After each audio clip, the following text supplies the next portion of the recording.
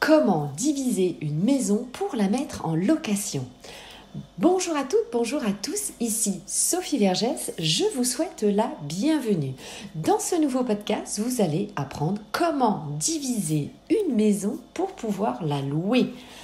Allez, c'est parti, vous êtes prêts? Nous y allons. Alors, nous allons voir tout cela en 6 points, 6 différents points, et vous allez vraiment apprendre toutes les démarches qu'il faut faire et surtout aussi, bien sûr, savoir si cela est rentable. Alors, la première chose, justement, je vous en parle très souvent dans mes différents podcasts que je vous invite bien sûr à aller réécouter si vous ne les avez pas déjà écoutés, c'est connaître quelle est la demande locative. En effet, votre projet, c'est peut-être de construire une maison, voire d'acquérir une grande maison pour pouvoir la diviser. Mais est-ce qu'il y a de la demande locative dans la ville où vous souhaitez investir et faire cet investissement? Ça, c'est toujours évidemment la première démarche à faire. Pour cela, un administrateur de biens en France vous a mis en place ce que l'on appelle le tensiomètre actif. C'est le site LocService. Donc vous tapez tensiomètre actif, LocService, loc comme location bien sûr, vous l'avez compris, dans le carré Google ou un autre moteur de recherche bien sûr, et vous allez tomber directement sur ce site. Donc vous allez choisir évidemment la ville où vous allez investir ou la ville la plus proche, et vous allez avoir évidemment le tensiomètre de la demande. Alors, c'est un site de référence qu'utilisent beaucoup les professionnels de l'immobilier. Ça vous donne une image, bien sûr, une tendance. Il ne faut pas la prendre, bien sûr, comme parole d'évangile, si je puis m'exprimer ainsi. Mais voilà, ça va vous donner une certaine tendance. Ensuite, vous choisissez la typologie d'appartement. En effet, vous souhaitez peut-être, dans cette maison, ne réaliser que des travaux de studio, mais est-ce qu'il y a une demande de studio? Donc, vous avez l'habitude maintenant, vous m'écoutez depuis plusieurs mois peut-être, depuis plusieurs années, si évidemment on se connaît depuis plusieurs années. Donc, la mécanique, je vous amène des réflexes, des mécaniques qui sont toujours les mêmes. Donc, pensez cela, pensez la démarche avant de penser le bien immobilier. Vous créez un produit, est-ce qu'il y a une offre en face? Évidemment, c'est tout bête. Alors, donc, une fois que vous avez fait ce travail, bien sûr, vous faites... vous montez tout le dossier, comme on fait d'habitude, lire le plan local d'urbanisme, voir évidemment le site DVF, demande de valeur foncière et impôts.gouv.fr pour connaître les prix du marché, etc. Donc ça, vous connaissez évidemment par cœur, mais je vous le rappelle quand même. Ensuite, lorsque l'on souhaite diviser une maison, il faut avant tout s'assurer qu'il n'y ait pas d'arrêté de péril sur le bien immobilier que vous allez acquérir. Alors, c'est quoi un arrêté de péril? Le maire peut prendre ce que l'on appelle un arrêté de péril lorsque l'immeuble présente un danger en raison de son état. C'est un acte administratif. Ça vise bien sûr à protéger les occupants quand il y a déjà évidemment des locataires. Vous pouvez tout à fait acheter une maison déjà louée. Vous savez que le site labonnepierre.com est le site de référence dans ce type de biens immobiliers. Donc, s'il y a un arrêté de péril, ça va protéger les occupants, les voisins et les passants. Associé à cela, il peut y avoir éventuellement, ce n'est pas évidemment obligatoire, ce qu'on appelle un arrêté d'insalubrité. Les deux arrêtés, péril et insalubrité, peuvent coexister. Donc, ce sont bien sûr deux procédures distinctes. Il va falloir lever l'arrêté de péril s'il y a un arrêté de péril. Donc ça, c'est votre première démarche.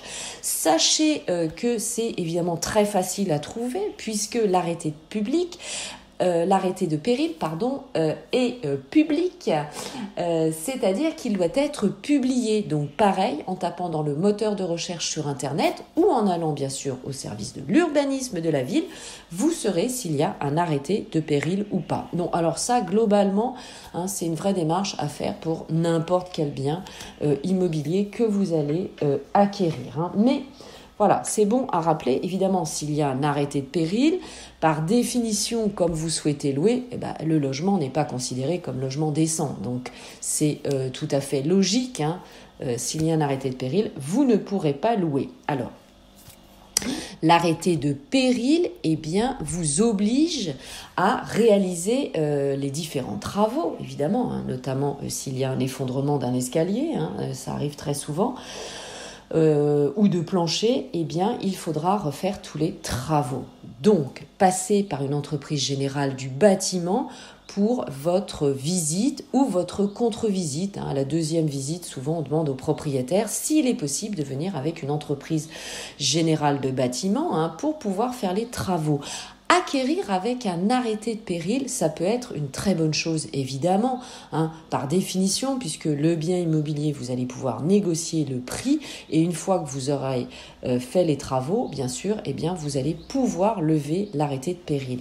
Je vous recommande très fortement d'aller à la mairie de la ville, qui a évidemment déclaré cet arrêté de péril, service de l'urbanisme, pour évidemment parler de votre projet et discuter avec eux.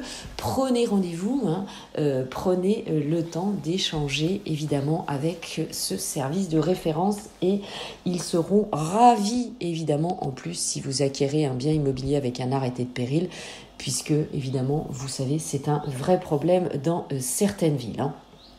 Voilà, donc vous savez tout sur l'arrêté de péril. Donc renseignez-vous aussi lorsque vous serez au service de l'urbanisme aux différentes contraintes et obligations que vous pouvez avoir, puisque je vous le rappelle par définition, lorsque vous allez diviser cette maison, il faudra évidemment l'accès aux différents réseaux, notamment évidemment l'électricité, l'eau, et l'eau potable évidemment, et puis il vous faut les différentes évacuations des eaux usées.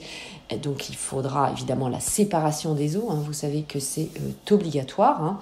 Donc renseignez-vous bien sûr au service de l'urbanisme. Donc préparez un petit dossier parce que vous allez voir évidemment il y a beaucoup de choses à demander. Donc certains équipements sont obligatoires pour vos futurs locataires. Alors, c'est vrai que dans ce projet, j'en suis persuadée, mais je me permets de vous le dire, vous allez évidemment vous faire aider de professionnels de l'immobilier, votre expert comptable bien sûr, pour savoir si cette opération est rentable, votre fiscaliste pour savoir évidemment quelle fiscalité vous allez choisir, et bien sûr un architecte. Prenez un architecte qui saura vous aider dans la division de ce futur bien immobilier. Comme ça, c'est quand même beaucoup plus pratique, évidemment. Donc, architecte, entreprise générale du bâtiment, expert aussi du bâtiment pour la visite, puisque là, par définition, vous serez propriétaire de l'ensemble, donc il faudra vérifier les toitures, les façades, est-ce qu'il y a des fissures, est-ce que vous êtes en zone inondable, etc. Donc c'est un très beau projet bien sûr, mais vous avez tout un travail de fond à réaliser. Donc, prenez bien connaissance, évidemment, posez toutes vos questions à l'architecte, puisque c'est avec l'architecte que vous allez calculer vos différentes surfaces et volumes des futurs appartements que vous allez créer, puisque la loi vous oblige, évidemment, à créer du logement décent. Je vous invite, évidemment, à consulter la loi sur les différents critères de décence d'un logement, et notamment, donc, tous les logements doivent être supérieur à 14 mètres carrés pour un volume habitable de 33 mètres cubes. minimum. Donc il faut que ce soit supérieur à 33 mètres cubes. Donc c'est pas du tout évident à calculer. C'est la raison pour laquelle évidemment je vous recommande de vous faire accompagner par un professionnel. Mais ça, évidemment, je pense que vous vous en doutiez. Alors, certains travaux vont vous obliger, évidemment, pour diviser votre future maison, à évidemment demander des autorisations administratives. Je vous rappelle évidemment que l'architecte saura remplir ces différentes demandes, notamment la déclaration préalable de travaux ou le permis de construire. Alors, il vous faudra évidemment lire le PLU, le plan local d'urbanisme de la ville, pour évidemment connaître toutes les contraintes. Ça, c'est pareil, vous pouvez le télécharger gratuitement sur Internet avec tous les plans, les zones, puisque vous savez, chaque ville a des zones bien définies pour savoir si vous êtes en zone à urbaniser, etc., etc., donc pareil, l'architecte connaît tout cela évidemment par cœur. Donc vous aurez une demande de déclaration préalable si vous créez une surface comprise entre 5 et 20 mètres carrés ou un permis de construire, si la surface est créée est supérieure à 20 mètres carrés. Donc évidemment, si vous ne créez pas de surface, c'est complètement différent. Mais faites bien la lecture du PLU accompagné de votre architecte. C'est vraiment très important. Alors... Ensuite, 4e point, si vous souhaitez modifier l'aspect extérieur de la maison. Par exemple, pour percer le mur pour une nouvelle porte ou fenêtre, ce sera évidemment une déclaration préalable. Et si vous avez d'autres modifications, ce sera le permis de construire. Si vous devez effectuer bien sûr des travaux sur la structure porteuse ou la façade. Alors, ensuite, le 5e point, comme je vous le disais tout à l'heure, chaque appartement doit avoir évidemment son compteur d'eau, gaz, électricité. Donc ça, c'est très important, évidemment, que chaque locataire ait accès à ces différents réseaux. Pensez également à la fibre Internet, puisque, évidemment, aujourd'hui, vous le savez, nous faisons beaucoup de télétravail. Nous travaillons beaucoup aussi à distance, et même le week-end. Donc, pensez évidemment à Internet ou la fibre.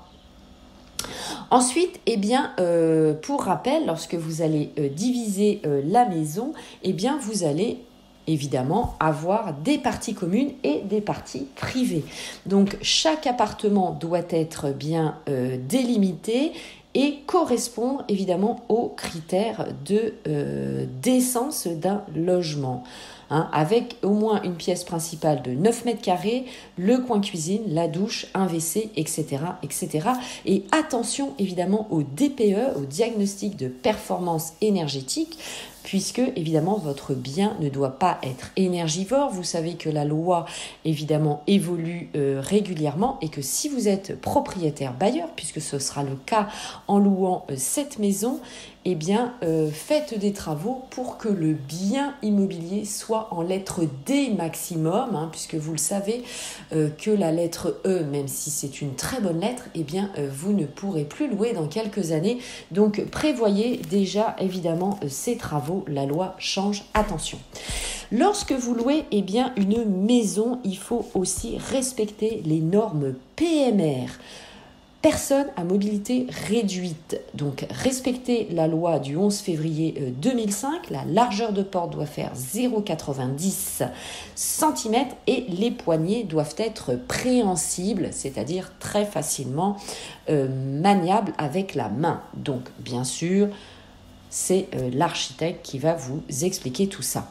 Mais alors, vous allez me dire, eh bien Sophie, est-ce que c'est avantageux? Est-ce que c'est rentable? Alors, avant d'aborder ce dernier point, eh bien évidemment, je vous informe que nous pouvons échanger via mes différents réseaux sociaux. Mon groupe Facebook, Investir en immobilier, l'immobilier au féminin, mes comptes Instagram, ma chaîne YouTube, mon compte TikTok, et je fais évidemment tous les jours des lives sur mon groupe Facebook le samedi à 18h et sur Clubhouse à 18h30, 19h30. Donc, cela me fera évidemment très plaisir de vous y retrouver. Allez, la conclusion maintenant, est-ce que c'est avantageux et aussi quelques points de vigilance, hein. Allez, j'amène évidemment votre réflexion sur ce sujet, sur ce beau projet que vous avez. Alors, lorsque, évidemment, vous allez acquérir cette maison pour la diviser, eh bien, la priorité, c'est de ne pas être en copropriété, hein. Être à plusieurs, à posséder un même bien. Vous allez être monopropriétaire, hein, le seul propriétaire pour l'ensemble des appartements, l'ensemble du bien. Et ça, vraiment, je sais que ça vous fait rêver en tant qu'investisseur. Pourquoi? Eh bien tout simplement parce que la gestion, la prise de décision de ce bien immobilier va vous être facilitée, hein. Donc ça c'est sûr, vous êtes le seul. Si vous décidez de faire tel ou tel travaux, eh bien vous le décidez, vous avez bien sûr les financements et c'est parti, hein. Vous choisissez aussi bien sûr vos artisans, hein. Donc vous êtes vraiment maître à bord et ça c'est un point évidemment essentiel. La gestion des travaux peut se faire au fur et à mesure, hein. Donc vous allez bien sûr pouvoir aussi les anticiper, les planifier, hein.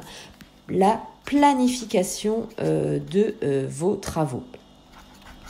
Donc ça, évidemment, ça fait partie d'un avantage.